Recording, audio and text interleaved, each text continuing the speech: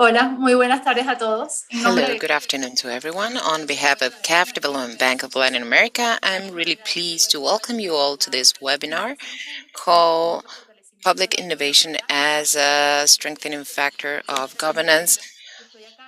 I'm Natalie Gervasi. I'm in charge of CAF training, and I would like to thank you all for joining us today. During the next hour and a half, we will be talking about the importance and the impact of a transforming leader in order to improve the management of the state and strengthen governance. We'll hear about the experience of public servants, and we'll listen to the skills needed in order to have a more innovative management that allow them to uh, uh, make the state closer to the citizens. We're going to talk about Diploma in Governance and Public Innovation, an initiative of CAF aimed at all those working in public administration, the private sector, and in civil society. To do that, we're going to start by sharing with you a video. Enfrentar con eficacia los múltiples To face the multiple challenges of our region, Latin America and the Caribbean, need leaders that are capable of boosting a transformative leadership, applying governance and public innovation. For 19 years, CAF, Development Bank of Latin America, jointly with prestigious universities in the region, have delivered the program Governance, Political Management, and Public Management aimed at authorities from local governments, technical teams, and also people from civil society aimed at local management aspects. Over 23,000 students graduated from the program, professionals as Carlos and Rosario's. The diploma by CAF allowed me as a change agent to learn new tools for public management and for leadership. I think this is fundamental in a region such as Latin America and the Caribbean, where we have so many challenges ahead. Right now, I work at the PNUD, or UNDP, and I thank CAF for allowing me to give advice to so many countries in what has to do with their challenges for sustainable development. Diploma in governance and public innovation came at the right time because after many years working for an organized civil society and started working in public administration at that time, it was a key thing for me to be surrounded by many experts providing us the tools that I continue to apply today in an international environment, engaged in promoting the agenda of open governance. I highlight not only the quality of all of the team, but also generating a space to work with peers, all committed with the public administration and strengthening democracy. And this is a network that is still supporting today and generates value beyond the diploma. Today, we relaunch this successful program in a new hybrid program with an updated academic syllabus, updated to the post-pandemic reality of Latin America and the Caribbean, with the intention to support our countries to overcome challenges and lead transformations in the region and the world.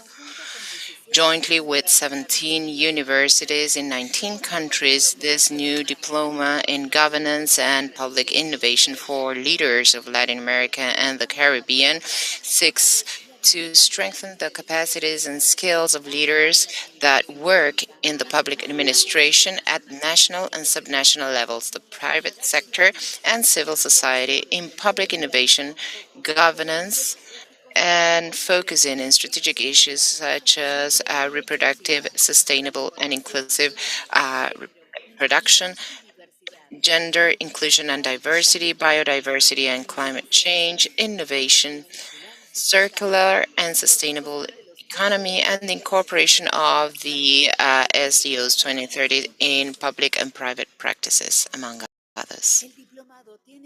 This diploma lasts 6 months and it has 160 hours during which the student will be able to learn from the hand of local and international experts, also discuss with students from all over the region, be part of virtual projects labs, using the design thinking methodology, and also have a possibility of participating in a face-to-face instance in a boot camp in Washington, D.C., if they are chosen as the best task in their country. From CAF, we are trying to strengthen institutions through training leaders in the efficient development of their works from a perspective that wants to ensure the appropriate balance of economic, social, political, climate, and gender policies.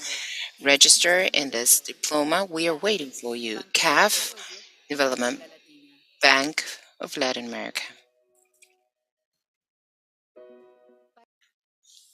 Y con eso vamos a dar So inicio. with that, we will now open this webinar. Let me tell you that you can listen to us in English or Portuguese if you're following in those languages. I would also like to invite you to this discussion in social media using hashtag #AprenderConCAF and also in Twitter and Instagram in our agenda. Up next, let me welcome our Executive President, Sergio Díaz-Granados, so that he can make the opening remarks for this debate. Thank you, Natalie. Good afternoon to all of you. As an Executive President of CAF, it's really an honor for me to welcome you all to the launch of this Diploma in Governance and Public Innovation for Leaders of Latin America and the Caribbean. Let me thank Epsi Campbell, Vice President with Costa Rica, Alejandra Botero, Planning Director, also part of our board in CAF, for joining us today in this first discussion in the opening session.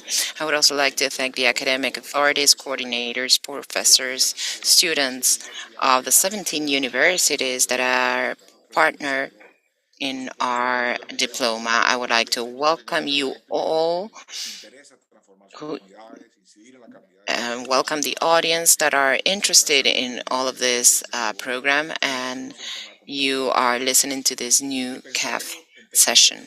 And thinking about public management and innovation, let me say that CAF in itself is a good case of study. And I mention this because the University of Oxford last year made a comparative analysis of development banks at the regional level, the world level, and the CAF chapter was mentioned as a gentile giant. It started in 2018 and it became a continental bank, which is responsible for the development of the region with Latin perspective and integrative perspective in order to produce a change and hope in our societies.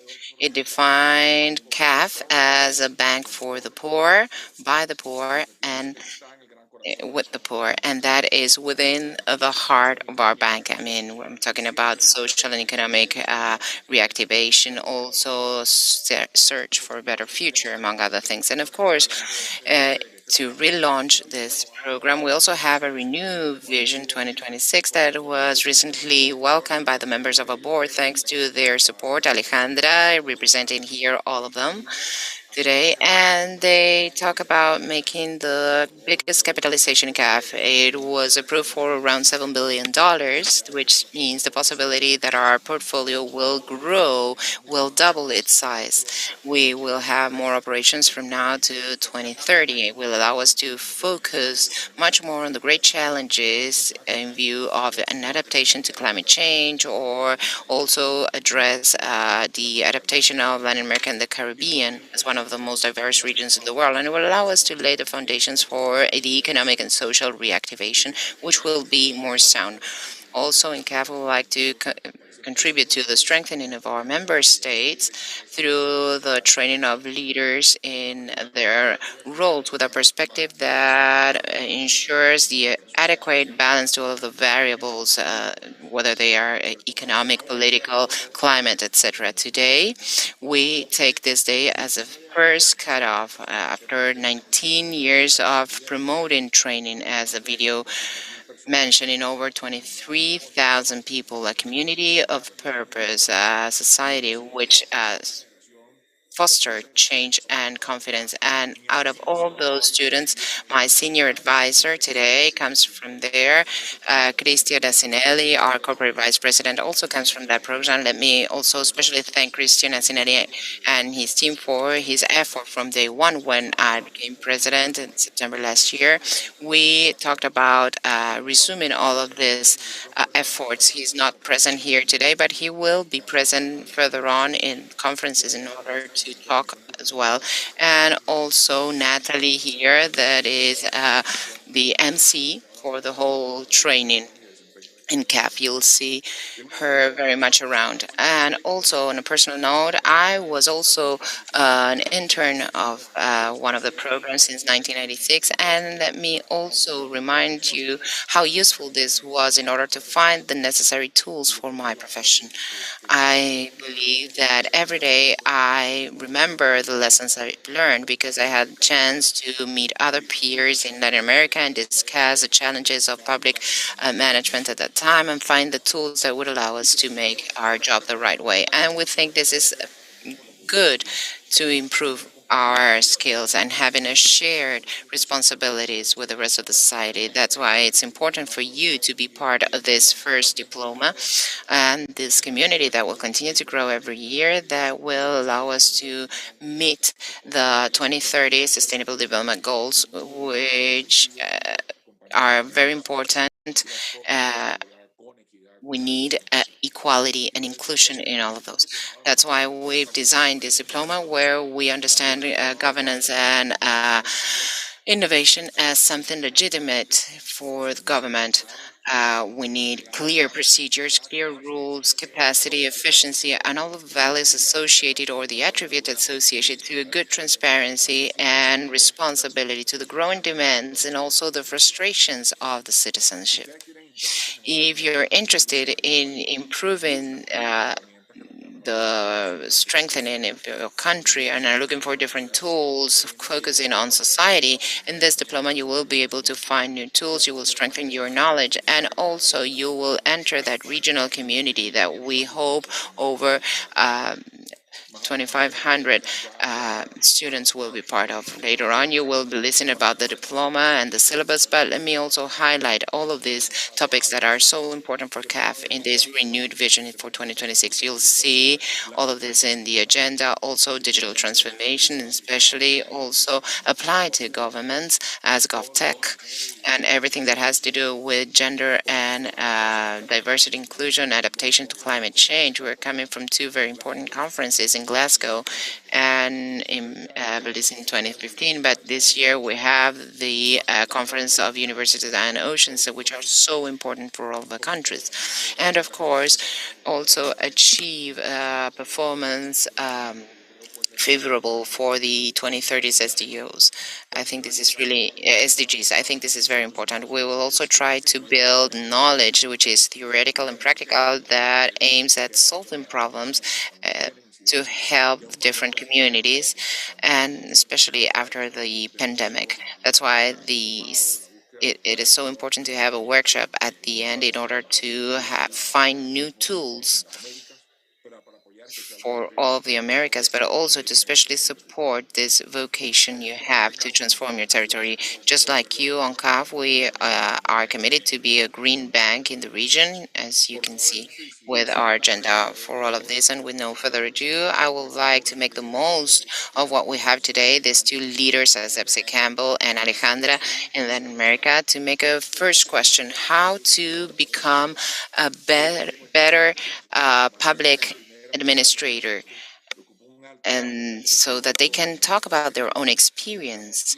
Uh, sh- they've always been leading their communities, not only in Costa Rica in the case of EPSI, but in the rest of the region. And Alejandra has also been working with the different territories, and now she's also responsible for the development plan in Colombia. So they can tell us about their own experience, the challenges they had to overcome, and specifically what we all had to go through this once in a lifetime event, this pandemic, and the challenges that they have ahead after this pandemic. And your leadership, your transformative leadership. Welcome you all. Welcome EPSI. Welcome Alejandra. Enjoy the discussion. Muchísimas gracias, Thank you presidente. very much, Bueno, muchas President. gracias por ya introducirnos Thank you for a nuestros introducing invitados. our very important Es un enorme guests. placer It's tenerlos an aquí enormous para pleasure having them conversar here, and sobre also Diploma, they made para their time in compartir their con los busy oyentes agenda lo to que hemos share conversado with durante all of the la audience. I última don't know hora how many we have y joining us, también but we queremos have que estén many of atentos them a nuestra registered. So discusión this is a para very interesting evaluación topic for the whole de region, sus for public experiencias servants as well as for those who somehow are related to the development management and improvement in our own country. Bienvenida, So welcome, vicepresidenta de Campbell, Vice President Epsi Campbell, Vice President of Costa Rica. Alejandra Welcome also Botero, Alejandra Vice Botero, Presidenta Director del of the National National Planning Department in Colombia. I Yo te invite invito you a to unirte a join nuestra our virtual virtual plenary plenary session session so that we can so talk that and we can discuss, as the talk and President was saying, discuss about the skills that are needed today in order not only to better perform your roles, but also in order to bring innovation to public administration, and also understanding that public administration does not only depend on who's there, but in fact, we need to co-build with some other players. So let me start by asking, what are those skills that are needed in order to work in the state and propose differentiating focuses when uh, placing a solution to the public problems that you have to face every day? You have the floor, Vice President. Good afternoon. It's a pleasure for me to be here. Natalie Hervasi, Mr. President, thank you very much, Sergio, for this opportunity that I have to share with you my experiences, but also my perspectives. And of course, Alejandra, it's a pleasure for me to share this conversation with you too. Being a public official is not a minor task. We need to vindicate our role of a service. That is to say, we serve the country through the institutionality that has been created to guarantee what the constitutions and the law promise to the inhabitants, the citizens of a country. And I say this because many times people undermine one of the most important tasks. This means giving the marvelous power that public officials have, giving this power to them in order to realize the demands of citizens through the services required and provided by the institutions.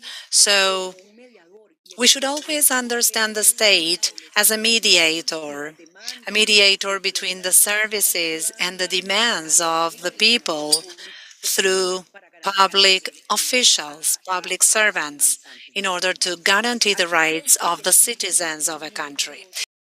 So we really need to be very proud of our work. If we are public servants for a period of time or on a permanent basis, if we do it from the local perspective but also from the national perspective, we need to be proud from the supreme powers or from, let's say, the most technical um, categories of public administration. And it's important to emphasize that each and every public work is important. Each and every task in the public sphere is part of an architecture, of a structure that needs every individual to be committed. And it is my experience that people who serve the country, people who have a passion and love what they do, have more opportunities to offer successful results. So maybe, of course, you may think that the academic experience is important, and that is true. However, if you are passionate about what you do, you will always try to serve the best way. You will always try to look for the best technical tools required for a job.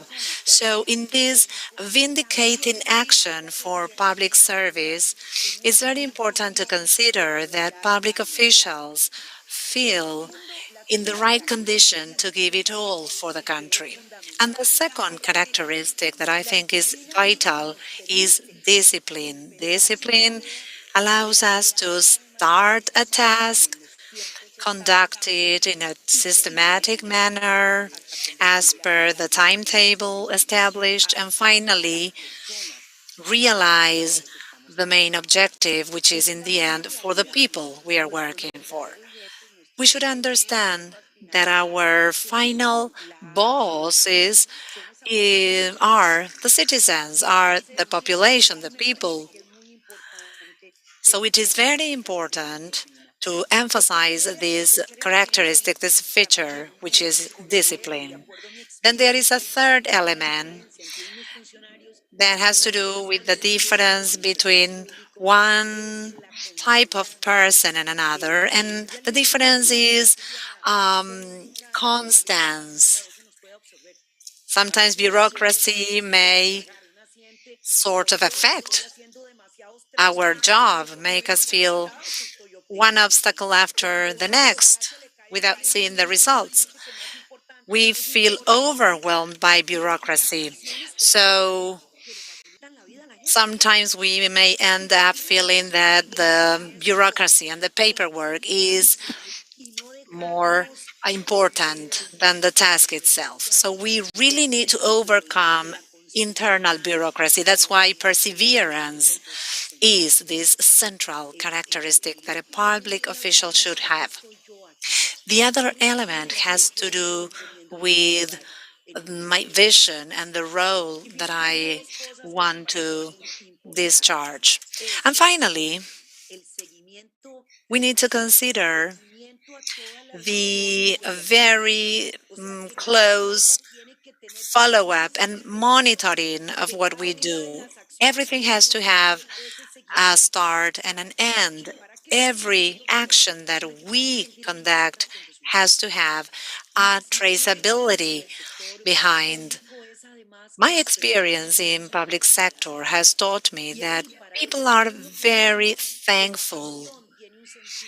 Therefore, it's very important to remember that passion, passion is central, but not only passion, but also compassion. And this means that we, public officials, need to be able to be on other people's shoes, on the people that we are serving. We need to be on their shoes, and that means compassion, because we can be absolutely committed. But if we never think about the other people, we never think about the people we are working for, then it's of no use. Therefore, in my experience, all these characteristics that I've just shared with you are central characteristics, and people recognize these characteristics very well. When you join a public institution, particularly in the education sector, if we think about the Minister of Education, or you think about a teacher, you need to think about the appreciation, the assessment that people make of public officials. So from the very beginning, people get this idea as well. Whenever you see a person who never gets tired until the result is reached. So perseverance is key. If we think about a person who may be very disciplined, that's another characteristic that is very important of a public servant. These people who work very hard for citizens. And I would like to finish by saying that one of the most rewarding aspects of the work that we do, particularly public officials, has to do with responding to the priorities of the people and communities. And let me emphasize that sometimes we cannot achieve something because we don't have the resources, we don't have the tools. We need to be honest. People are very thankful when we are honest to them, when we honestly tell them that we will not be able to keep a promise, a claim that they may have, and we need to be very much aware of that. So in summary, vision that we have, vision is very important. Passion and compassion, discipline, perseverance, a close follow-up, and accountability. These are key aspects, key characteristics that also allow us to gain an idea and a feeling of self-achievement, self-fulfillment, because we know that we are giving it all. We are going the extra mile because we understand that our job is very important for citizens and we keep our promises as public servants. Thank you very much. Thank you for your opinion, Epsi. Sometimes I think that instead of calling you public officials, we should emphasize the term public servants because this is the idea. They serve in the state, and this gives way to transparency and trust. Dr. Potato, what are the skills that are needed? Thank you, Natalie, for your introduction, by the way. And it's a pleasure for me to be here with this distinguished panelist, of course, President of CAF, Sergio. It's a pleasure to be here. Thank you for your invitation. It's a privilege to share with Vice President Epsi. I think that the bar is really high after these inspiring messages that have been said. So allow me to share my opinion on this. As the Vice President was saying, and Natalie also mentioned this, the idea of passion and vocation for service. This is one of the main features of public servants. In each and every country, we know that the remuneration will not be the incentive or the working hours or the hard work that we may face and we need to complete. Nothing really is as important as the reward that we feel from working in the state. So most of the public servants have this deep vocation to help the region, to see how the urgent problems are solved. So allow me to share with you this series of characteristics and skills that are fundamental. First, empathy, like compassion, as the Vice President said. And this is so important. The President tells us this every day. We cannot be designing public policies from the capital cities here on the 34th floor in Bogota. We cannot work from here. We need to go down to the grassroots. We need to be on people's shoes. We need to see each and every corner of our countries and focus on citizens. Are we in the phase of a flood event? Do we need to fix that event? We cannot only focus on the statistics. We need to go to the place. We need to go there to meet the people in the place. One of the good things of working in the public sphere is that the problems that we want to solve will not help just one individual, but entire communities. This is why empathy is here more important than in any other work sphere. Second, of course, we need to be oriented to solving problems. This is key. And in most of the countries, considering the strict regulations that we have, the public sector may be more hierarchical, more authoritative than the social sector or the private sector. So we may quickly feel frustrated because there are strict rules and regulations that we cannot escape. So what do we see in other countries? What do we see in other sectors? I think that this is a comparison that must be made And it's a difference that we have in the public administration, but we really need to focus on this vocation. Of course, these type of courses and training sessions and CAF and other institutions have a great role to play in this looking for solutions, because when solutions work, they will improve the lives of many, many people. So again, we need to look for innovative solutions. That is key. Another element which is also crucial, and I've seen this very often in the public sector, is that the public policies in general must be developed in a collective and constructive manner. If public policies are only developed in a small group of people, there is a failure in the appropriation on the part of players, on the part of citizens in general, and they sort of disappear along the way. So when we work in a cooperative and collaborative manner, each and every individual who is part of a team gets hold of the solution, gets hold of the public policy. And sometimes the leaders, as you know, come and go. This is a very much changing environment. So it's very important to put the focus on this idea of building permanent solutions, permanent policies. It's very important that the society can take ownership of all these efforts and also the stakeholders.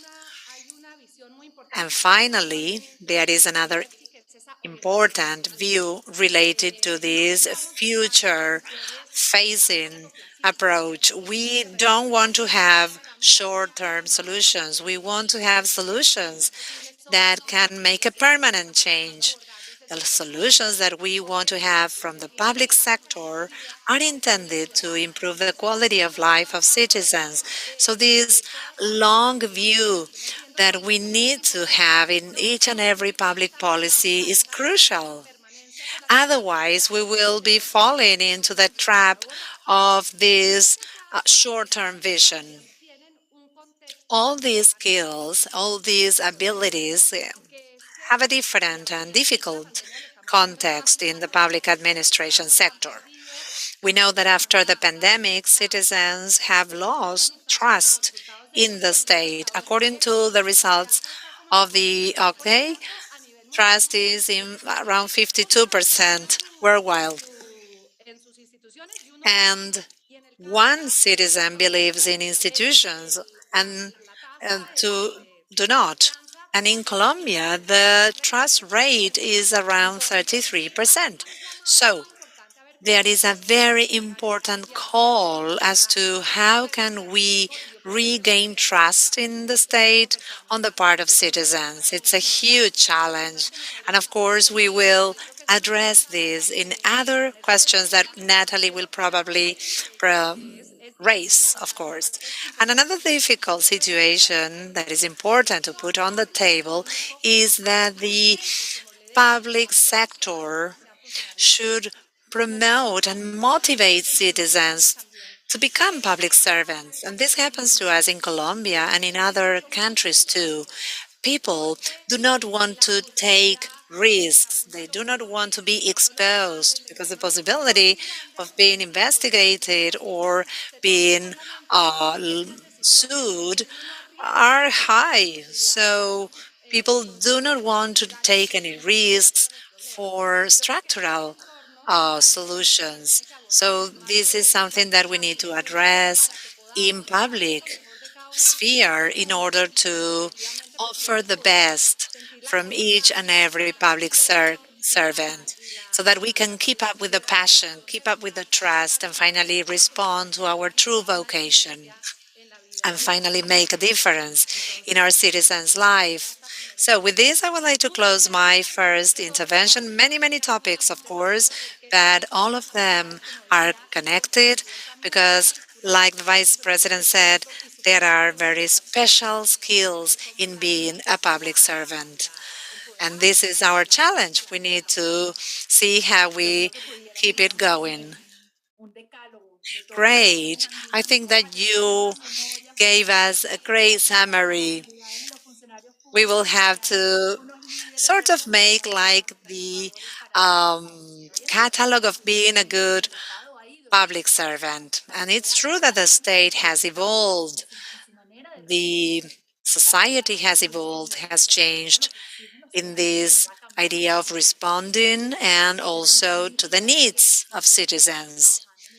Therefore, it's very important that the public servants really get educated, get trained, and see how they can work in a different manner. So this is the next question. How can we bring this innovation into the state so that the state finally is what you said, and you said it. The state should be close to the people. The state should be more agile, more transparent. The state needs to generate trust among people. Otherwise, the state will be on one track and citizens and the civil society will be on a different track. So how can we bring innovation into the state for those who are in public office? Vice President. Thank you very much. Honestly, I love to listen to you. You know what I say about passion when you listen to Alejandra. You already understand that she is passionate about what she does. So she's going to try to find solutions despite the obstacles because the path, as everything, is full of obstacles and of small challenges and big challenges that we need to face. Let me say that one of the core elements for that public administration and to bring innovation to the state, whether it's closer to people, more agile, as you said, is having an additional characteristics as a public servant, which is being servant and being in permanent knowledge, that is to say, training on a permanent basis to try to look for the best practices. The pandemic has taught us that overnight we had to learn things that we couldn't even imagine. The challenge of the pandemic forced the state to respond to some needs and to a reality that it was absolutely unknown to us. So knowledge is the tool that by excellence will allow us to find and open those doors that either are closed or we just need to build it first because we had a wall ahead. So that's a core element. If you want to become a public servant that solves problems, then in your mind you need to know that you are on a constant learning curve. And those of you who have registered and are joining us today are a sample of that, are evidence of that. You're looking for new tools, you're trying to see this opportunity to train yourselves, to educate yourself, but you need to check on a permanent basis what are the best practices to see problems with new eyes and not with old ones. There are public servants there who want to put on the present day solutions from the past, from 30 years ago, because that's what they know about. And why is that? Because they've never tried to be updated. Even to challenge the state, the use of technologies is one of the most important examples when we see what happened in terms of the pandemic in such a strategic sector as education. It challenged not only the families, students, it also challenged public servants of education. They found themselves with a new reality that demanded from them management of some technical tools they didn't know before, who were able to move faster ahead, those who lost the fear to the computer, who started to investigate what were the best practices for educating in virtual times, who started to look for new platforms apart from those platforms that were delivered by the Minister of public education who started doing research on who were the students who had a device available and how to solve the problem of those who had no electronic device available, or some others who just crossed their arms and just thought that this was too big of a problem that had nothing to do with them and it had to do with a reality that's outside. So if we want to renew the state, those of us who are the fundamental players for innovation are the ones that have to take the reins. And that starts from two perspectives. Those with a hierarchical role, you need to encourage your team permanently to get permanent training and education in whatever the area they're working on. But they also need to challenge themselves. They also need to understand that innovation is the most effective way to deliver services and goods in a more agile manner, in a more transparent way, and with greater effectiveness. Knowledge, well, that is what makes it possible. So here, let me emphasize on permanent training on the role of those who take the reins and the officers who do not have to wait until the problem is being solved. That is the characteristic of an innovative leader. That innovative leader is giving answers before looking or prior to looking for justification to a problem. When they see a problem, they start to generate, and they do that individually and collectively. He or she calls the colleagues. They understand that they do not need to have the answer, but they need to build it. They think about a need of a service that is being rendered to people beyond any obstacles ahead. That is the characteristic that allows us, apart from anything else, besides technological resources that allow us to provide greater transparency in the products that we deliver, because it allows us to be held accountable. It allows us to have organized information, to provide information to those who benefit from the goods and services that we are delivering. And it also allows us to generate and contribute to generate an increasingly more effective state. Thank you very much. Mrs. Botero. Thank you, Natalie.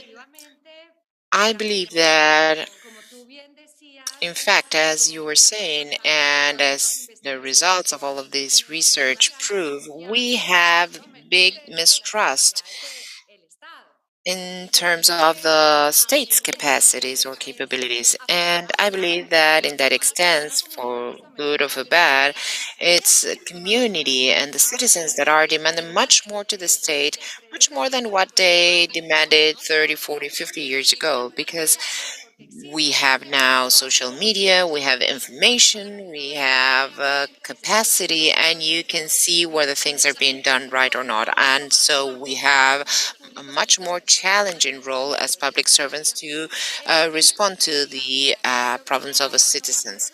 In that sense, I believe that innovation to stay, to make them closer to citizens, I think that the most important hinge or turning point right now is technology. What do I mean by this?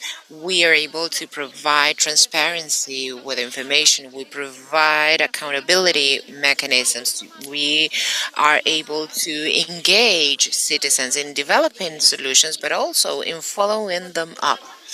To give you an example of this, in Colombia, royalties are the most important source or resources for departments and also municipalities, for mayors. So this is a enormous amount of money that is being distributed, and it's also divided into very small projects. To give you an example, we permanently have between 4,500 and 5,500 projects of royalties that are done permanently, and most of them have very small amounts.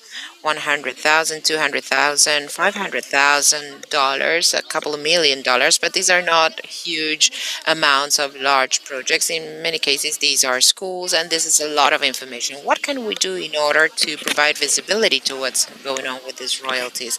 We are working jointly. We've just launched in September an app which is called Auditores Ciudadanos, or Citizens Auditors. That is through the webpage of the National Planning Department. Citizens are able to register themselves and upload photos and videos of what's working or not working in their municipalities.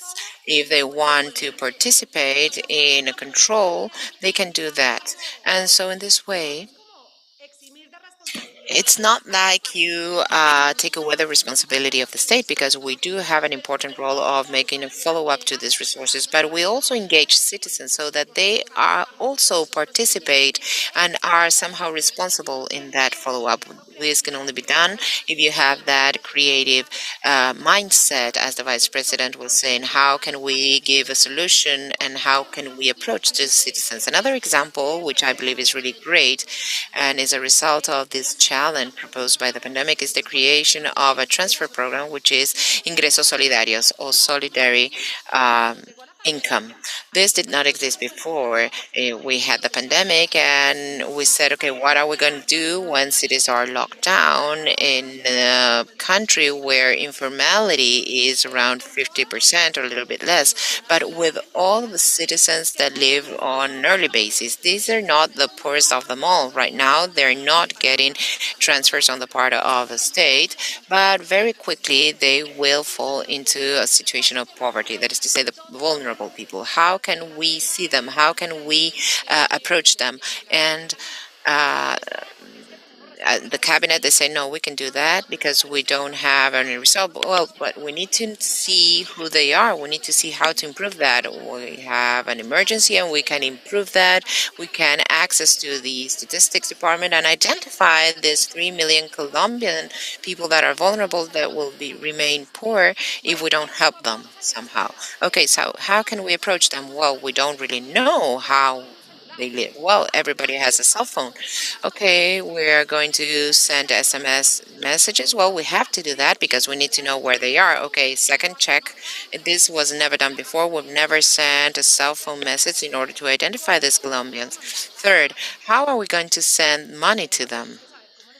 Well, we need to see how we can approach them. Who's going to help us with that? Well, the banking sector, 30 banks in a round table in order to see how, in fact, we will be able to use all of the financial education tools and intermediation so that they can quickly, through different applications, get their money.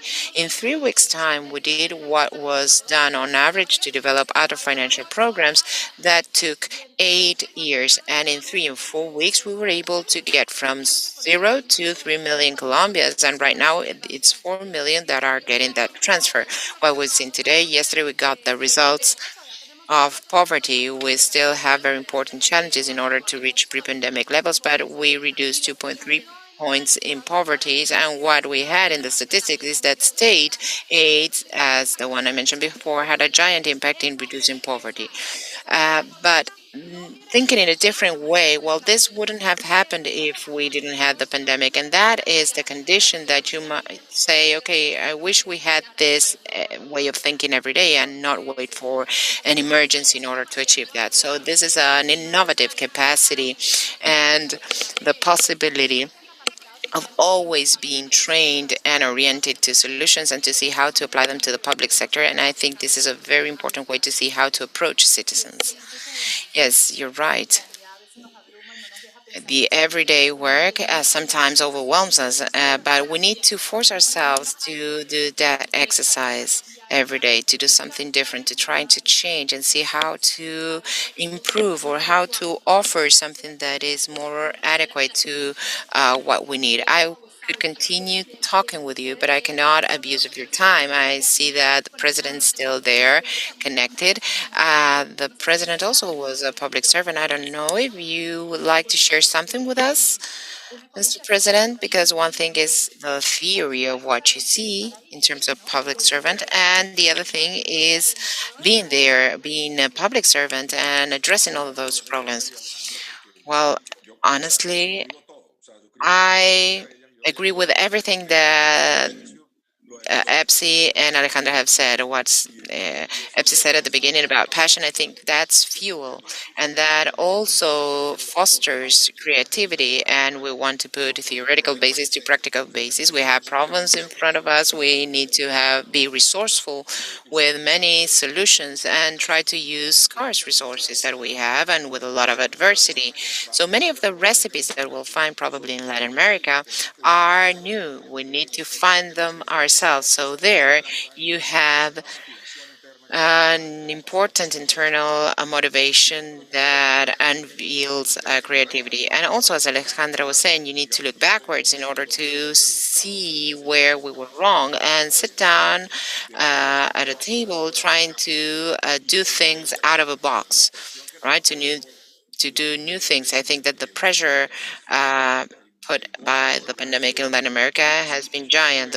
The hit, the region was really hit and impacted in terms of loss of jobs, loss of dreams. So this has been really hard for us in the region. We feel this every day when we check the numbers. So at the end of the day, I think that this course is to try to create a leadership post-pandemic that gives back that passion to the region. I think that we continue to work on that. We talked to Natalie in one of the Isles of Calf, and we were saying we need to build a big community in Latin America that really wants a change, wants more hope, and wants to bring new ideas to the table that helps close poverty gaps that is sustainable in time, in fiscal, economic, and social terms. And I think this is what we want here at CAF. I'm here just to listen to these two very important teachers of feminine leadership, of their leadership in Latin America and their responsibility. I think that it is there where we'll find the motivation. So thank you, Natalie, and thank you, Epsi and Alejandra, for giving us the opportunity to listen to you. Thank you, President.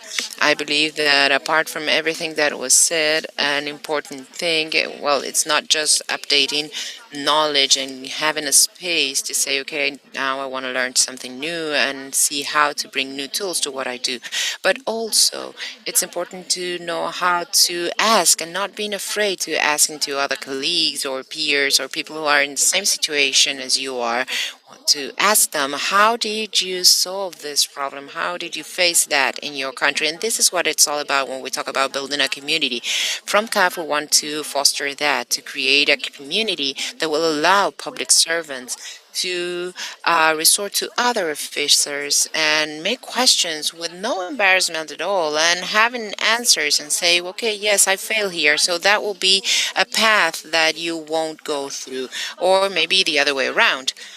So let's close because we have a second part of this webinar to talk to you in more detail about this program. I would like to ask each one of you to end up by giving us a piece of advice, a recommendation for those who are public servants or are not yet public servants, for that aversion to risk, as Mrs. Botero was saying. I think it's really passionate to do something or to have some kind of incidence and be able to improve the quality of life of citizens, to also have that participation today that tries to look for a collaborative manner to do things. It's not just about imposing an idea from top to bottom, but among us all to do it together and improve the country.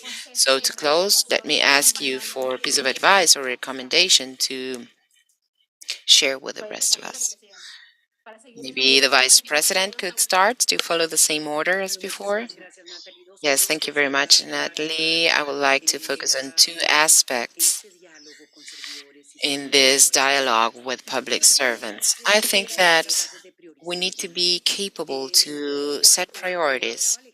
When Alejandra was talking about the Colombian experience, and we had a very similar experience in our own country with what we call bono proteger, or the proteger bonus, and the possibility of giving an immediate solution to a very important amount of people in our country.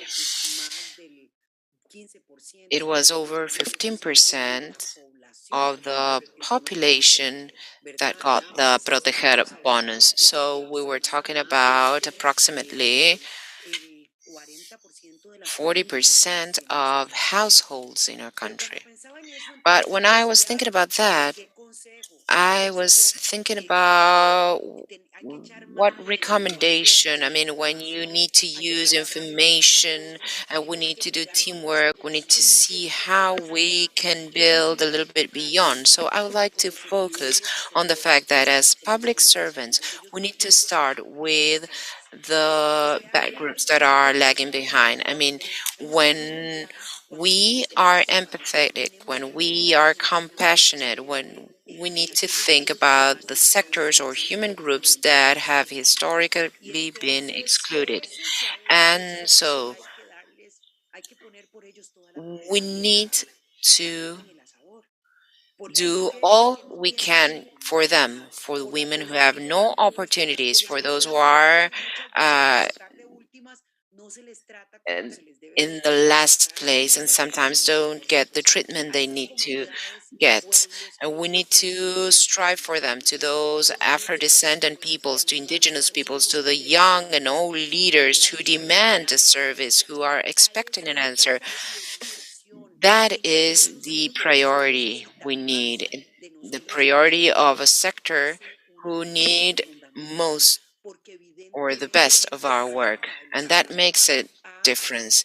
This approaches the state to meeting those constitutional promises of equality and non-discrimination. And that also raises awareness. We give sense that risk that we need to take, you take it when you work for those who are lagging behind, because you understand that what you're doing is an added value. You're not here just because or just to get an income or a salary. We are here because we need a difference. We need people who are focused on results that imply a change in lifestyle of those who need are mostly needed, who have their rights weakened. That should be our inspiration when we think about education and all of the impact left by the pandemic, for instance, or that left a lot of victims of that educational dropout because they did not have an electronic device, or who were unable to get food. And many times in my country, this process of food uh, cafeterias provides the possibility to different students to be fed 3 times a week. That possibility of leaving these cafeterias or comedores open has to do with a commitment to those who need it the most. In Costa Rica, uh, still recovering from the pandemic, it's 20% of the people who are still in the poverty line. That's a lot.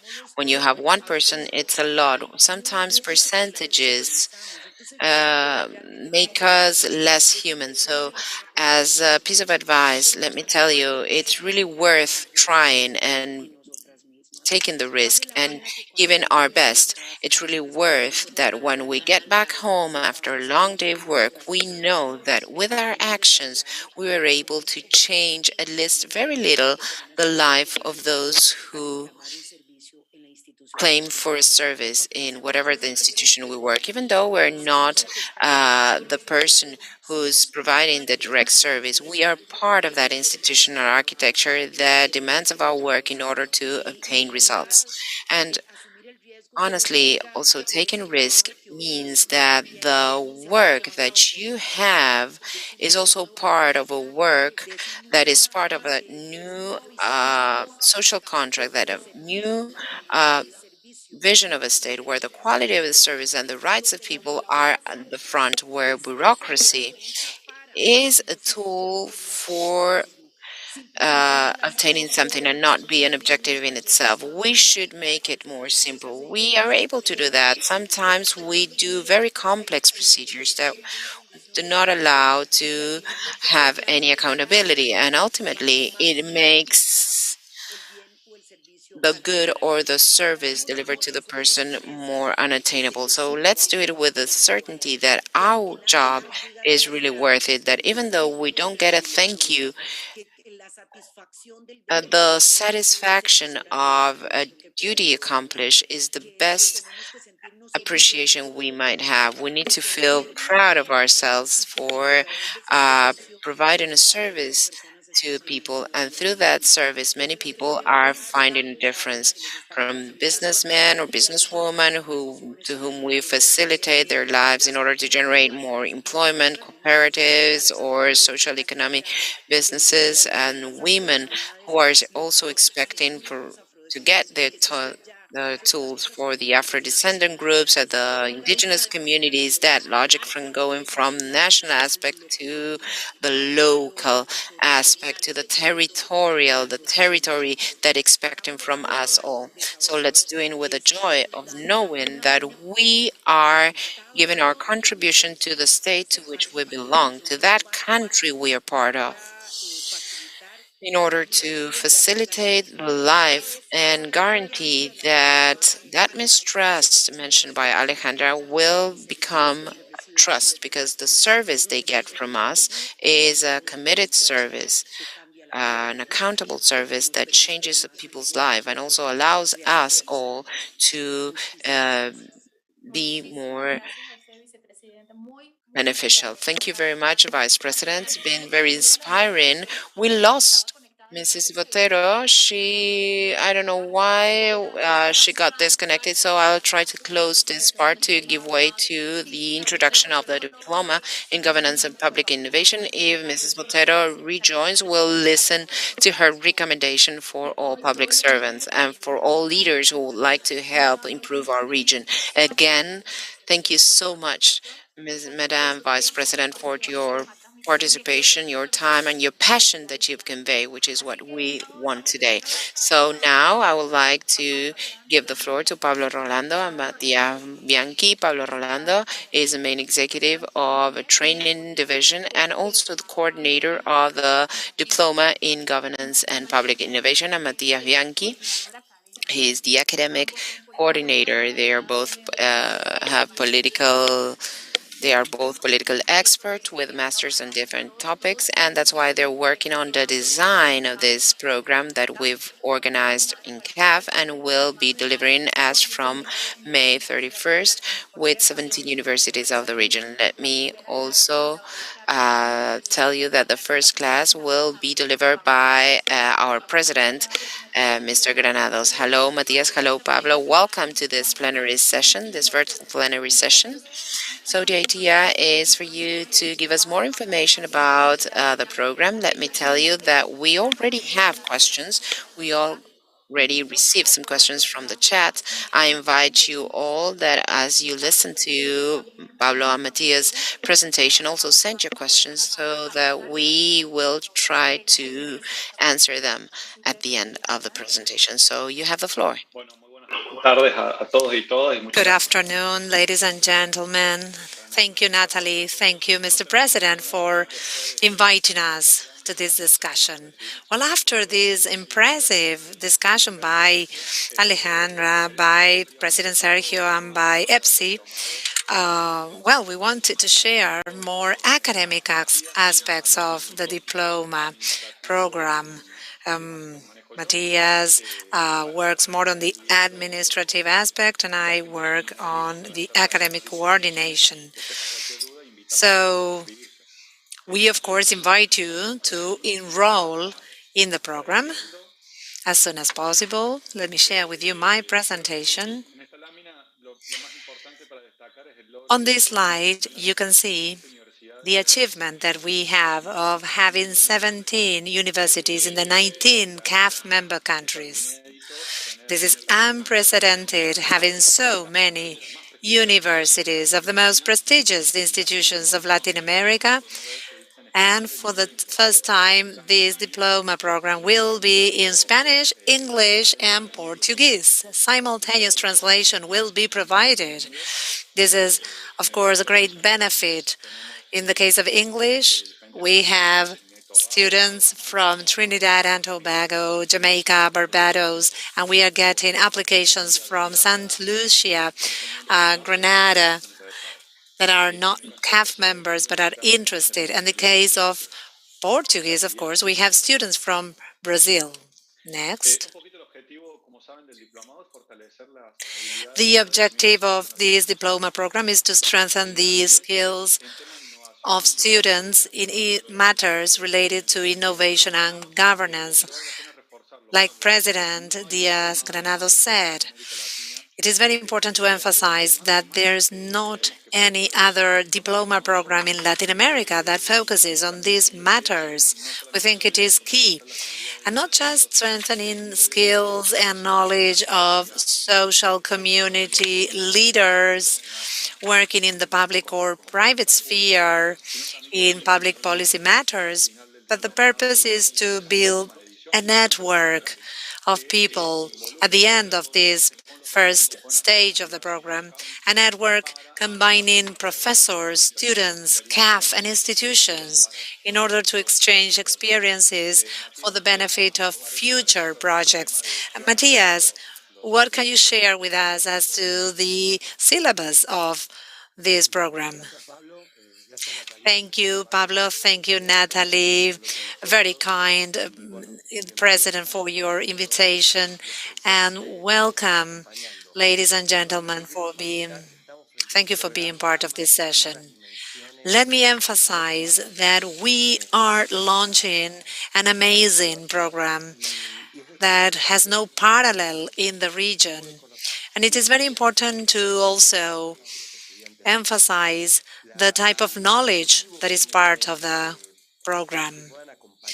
The objective is that students can accompany the processes of CAF from a development perspective.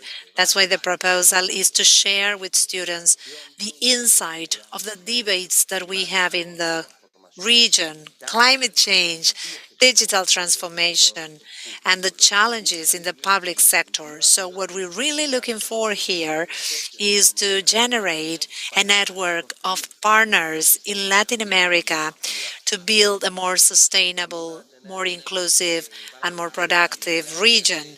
Students will also gain knowledge and skills in agile methodologies in order to make a good public policy design. We are going to focus on design thinking. This will be the approach throughout the program until the final projects. And also, students will be part of a regional network. We are a community, and this is what we want to strengthen. We want to gain force among each other through through practices and good experiences. Next, we also propose through this program a multidisciplinary approach where the axis will be on public innovation, not just from the perspective of government institutions, but also, as we currently know, the typical public challenges that involve civil society, the productive sectors, and the governments themselves. So this is what we consider as public challenges. We are going to see elements related to digital transformation as well, with GovTech in particular, and other tools that we are preparing in order to analyze the transformation of the public sector.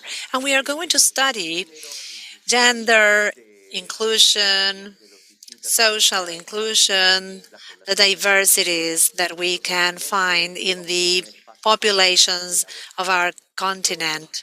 We are going to also have a laboratory. We are going to work on climate change and many other topics that will help us in this network. One of the important topics that people also ask about, they say if I am a student or if I am a community leader and I don't have any graduate or postgraduate course, can I apply?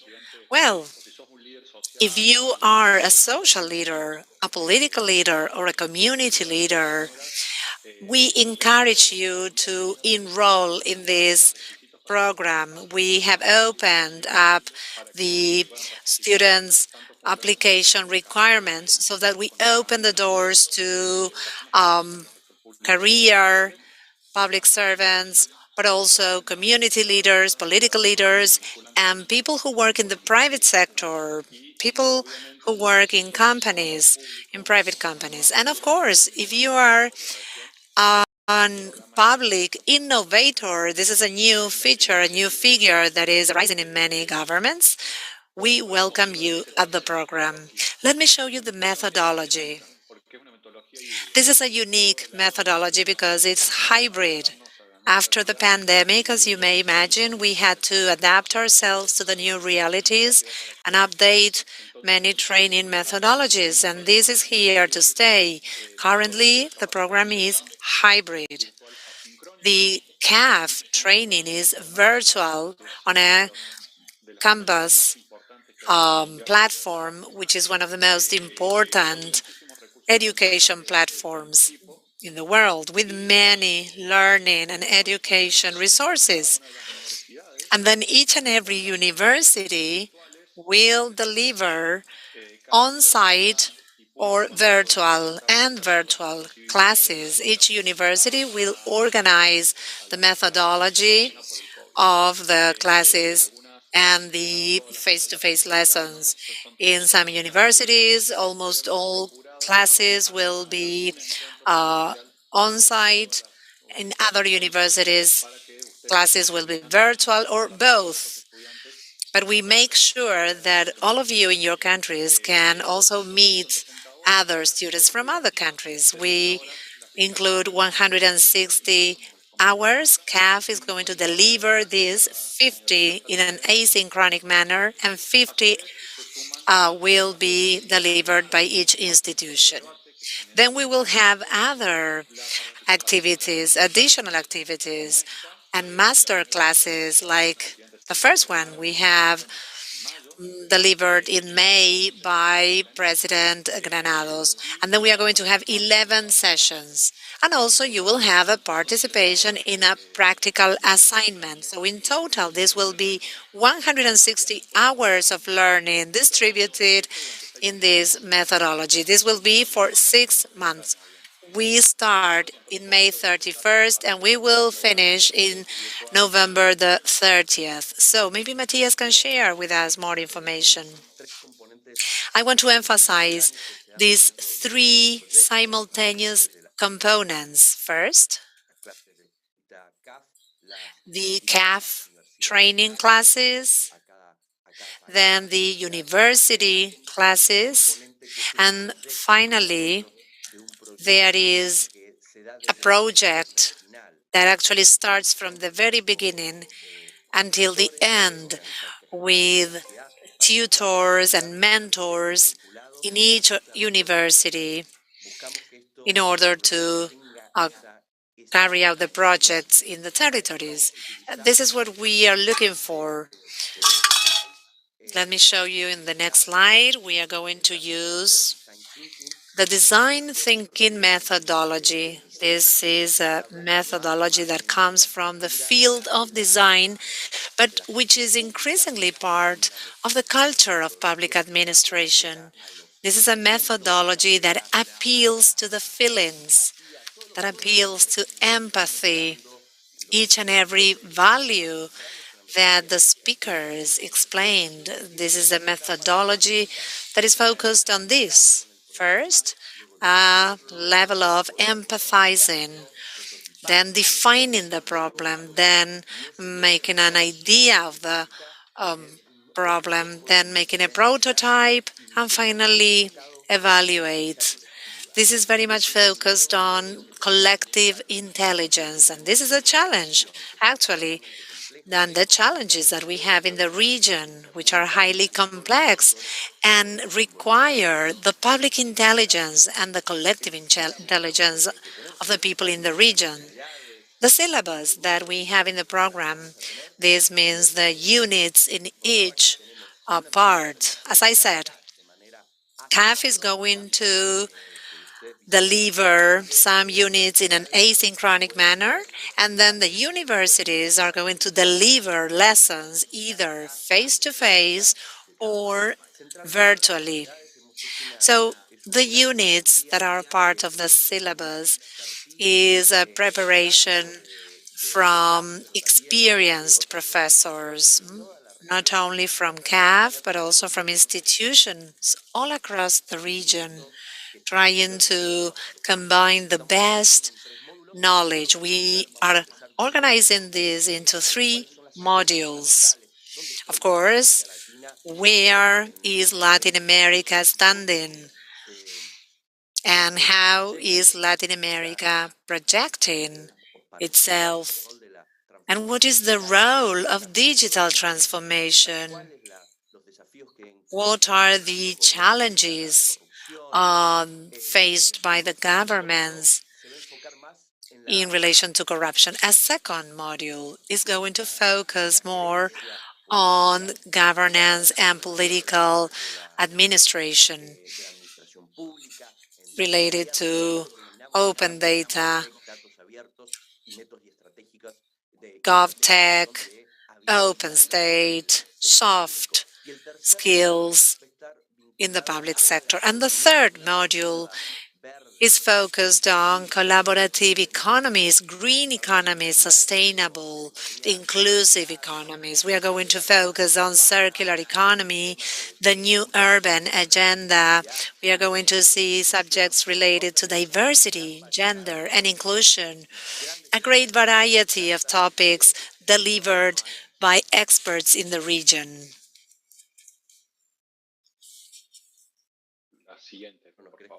Great. Next slide, please. As you can see on this slide, this is the enrollment process. You have this on the CAF website. This is an enrollment per country.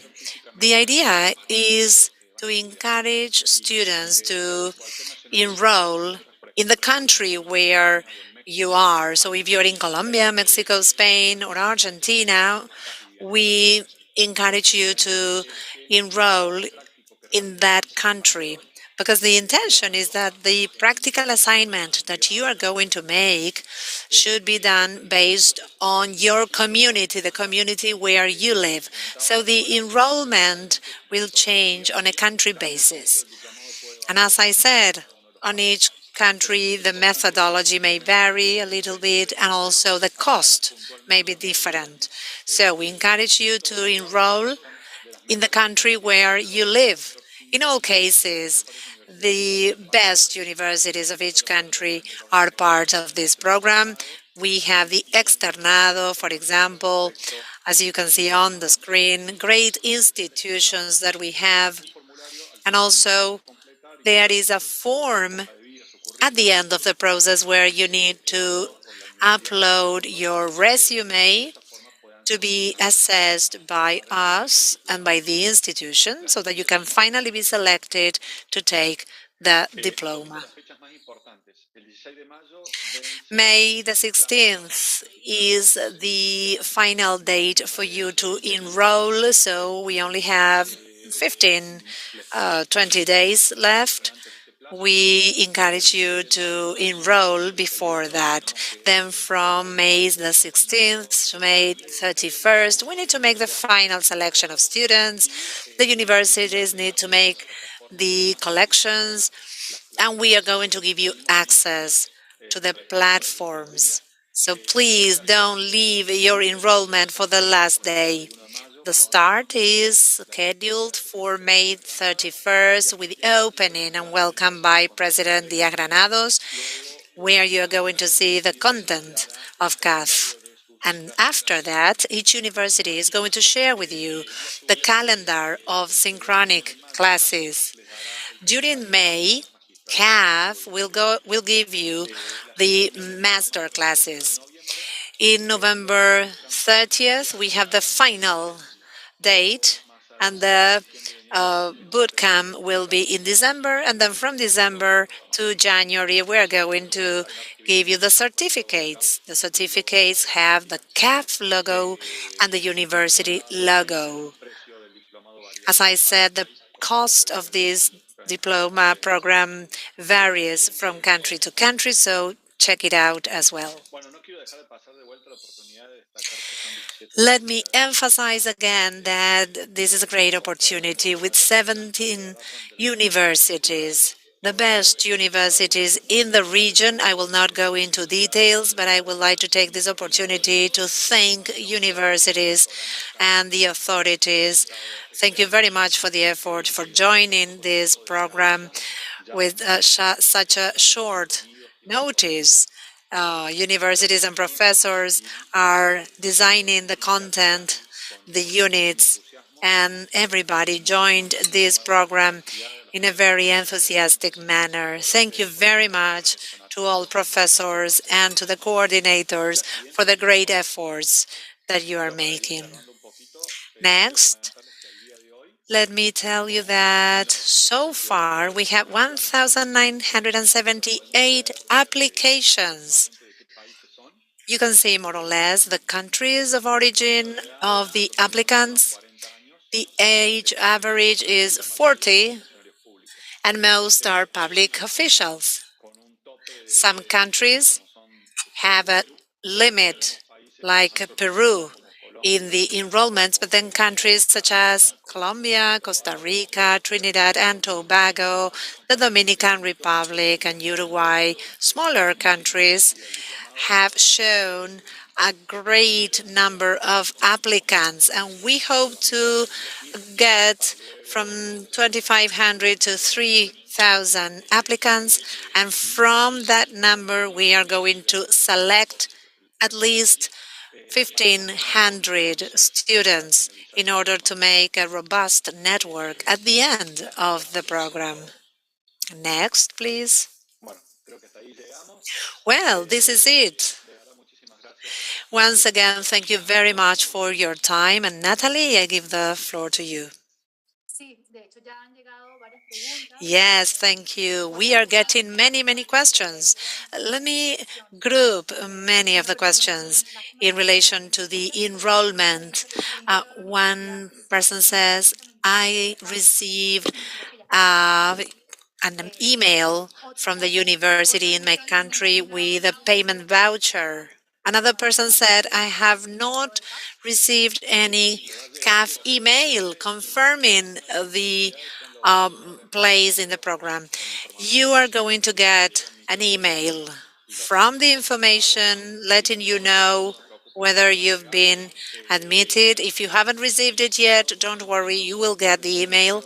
And the applicants who are not admitted for any reason will also receive an email. And remember that we are going to consider your applications for next year. This is important for everybody to understand. We are working against the clock, so we are doing our best. There is a question about the graduation. Will the graduation be virtual, face-to-face? We are also working on that with each and every university. Some universities, for instance, El Paso University, Central University of Chile, are planning to make a face-to-face graduation. However, this will depend on the COVID restrictions, the capacity allowed in each venue, so on and so forth, but we are going to let you know how the graduation will be like. One person says, I do not live in the capital city where the university has the headquarters, so how will I attend the face-to-face classes? It depends. In Argentina, the Catholic University of Cordoba has 3 face-to-face classes, of which only one is mandatory. The other 2 are optional or may be completed virtually. So let us know on a case by case basis your situation, because leaders from all over the country are invited. So we will find the right way. For instance, in Spain, all classes will be on site in Madrid. However, students who are not in Madrid will be able to complete the classes virtually, and the classes will be absolutely valid. So let us know your case by case questions. How can business leaders, NGO representatives, how can they benefit from the program? Because those who are not yet public officials. Let me try to answer this question, Pablo. I believe that it is very important to understand that the challenges that we have of development in the region are not challenges of the governments, but are challenges of societies. And we are not seeing the silos anymore, the silos dividing the civil society and political parties, among others. We need to find solutions as a society. So here we have the private sector also that can be part of this program. The private sector needs to have a dialogue with everybody, and the civil society, which is so important for the accountability of governments. So we need to understand that the challenges that we have for growth and development in the region, these challenges are faced by everybody. And this is how this diploma program has been designed. Thank you, Matias. Two more questions to close and give way to Adriana Reza for the closing remarks. Somebody talks about payments, whether they could be in installments, and two in one, Pablo. Two questions in one. What has to do with the final projects, whether they are going to be developing grouped or will be done individually in order to be ready for that. Well, payments depend on each university and how it's established. So I ask you please to ask individually. Some countries have discounts and others are in installments. So it varies with each university. In relation to the final practical work, it's in groups, not individual. We're going to work with each university once we have all students in the platform. We're going to work on how to set up those groups. It will be small, 3 or 4, 5 tops people groups in order to foster discussion among the different teams. Great, thank you very much. So now we're going to close this webinar. Adriana Reaza, our knowledge manager in CAF, will convey some conclusions on what we've been saying during this hour and a half about public innovation as a factor to strengthen governance, especially during these post-pandemic times. Adriana, you have the floor. Thank you very much. Natalia, I would like to start by congratulating you and your team for this very interesting initiative, President Diaz Granado, for the unconditional support to this diploma program, of course, Vice President Elsie Campbell, and also Alejandra Bodero for such inspiring comments. Also based on their own experience of public servants. And as has been said, after the debacle of the pandemic, Latin American and Caribbean countries are facing the challenge of having a more inclusive development that not only improve the conditions, the living conditions of citizens, but also preserve the environment. And every big challenge, of course, demands a big leadership in order to overcome that. To do that, we need leaders capable of designing innovative public policies and also moving forward with necessary investments in order to achieve visible results. Because only by achieving results expected by society will we be able to regain the confidence that citizens have lost and state. Of course, to do that, we need to invest in training our leaders. We need transformative and empathetic leaders that can be at the height of these challenges to be able to be closer to citizens. That's why from CAF we are looking to strengthen the abilities of those in the public service with this diploma on governance and and public innovation. And thanks also to the partnership with 17 universities. So with no further ado, I wish you the best of lucks. Thank you very much, Adriana. Thank you all once again. Thanks those of you who have remained until the end. I hope that on May 31, we will be more than 1,500, probably 2,000 people that will be joining the first discussion. And based on that, we will start building this dreamed community with leaders that will be transforming our region. So thank you once again. I invite you all to register in this diploma through our webpage, www.caf.com. I hope that this hour and a half has been much interesting to you all. And there are so many questions that were left unanswered. We're going to give an answer to all of these concerns through our webpage. Thank you once again. Thank you, President, for remaining till the end. And I hope you all have a nice rest of the day. See you next time. Thank you, Matias. Thank you, Pablo. Bye. To face the multiple challenges of a region, Latin America and the Caribbean needs leaders that are capable to understand. Y la innovación Gracias, pública. gracias, presidente. Un abrazo, Matías, Pablo, y gracias por Durante todo. 19 Chao, años, chao, Adriana. CAF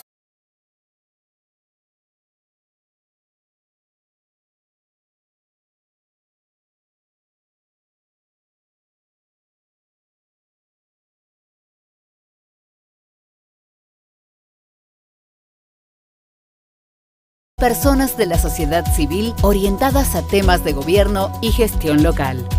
Durante ese periodo, más de 23.000 estudiantes se graduaron del programa. Profesionales como Carlos y Rosario. El Diplomado de Gobernabilidad de la CAF me permitió a mí, como agente de cambio, aprender nuevas herramientas para la gestión pública y para el liderazgo. Creo que esto es fundamental en una región como Latinoamérica y el Caribe, donde tenemos tantos desafíos por delante. En estos momentos que yo me dedico a trabajar en el Programa de las Naciones Unidas para el Desarrollo, agradezco tanto la formación de CAF que me permite apoyar y asesorar a varios países en sus trabajos y en los desafíos para un desarrollo sostenible. El Diplomado en Gobernabilidad e Innovación Pública llegó en un momento justo en mi carrera, ya que luego de muchos años de trabajar para la sociedad civil organizada, pasaba a desempeñarme en la administración pública.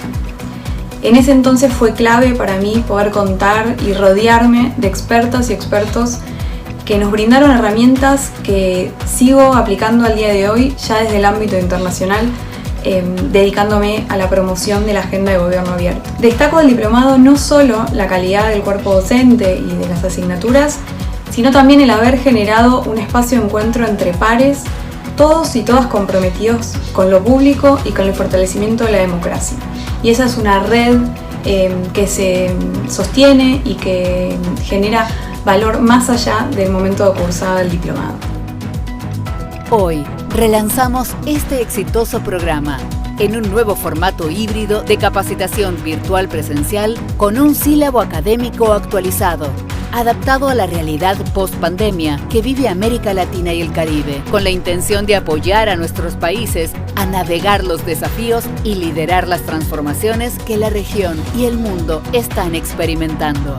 En conjunto con 17 universidades en 19 países, el nuevo Diplomado en Gobernabilidad e Innovación Pública para Líderes y Lideresas de América Latina y el Caribe busca fortalecer las capacidades y habilidades de líderes y lideresas que trabajan en la administración pública, nacional y subnacional, en el sector privado y en la sociedad civil, en innovación y gestión pública, con foco en temas estratégicos como reactivación productiva, sostenible e inclusiva, transformación digital, género, inclusión y diversidad, biodiversidad y cambio climático, innovación, economía circular y sustentable e incorporación de los ODS 2030 en las prácticas públicas y privadas, entre otros.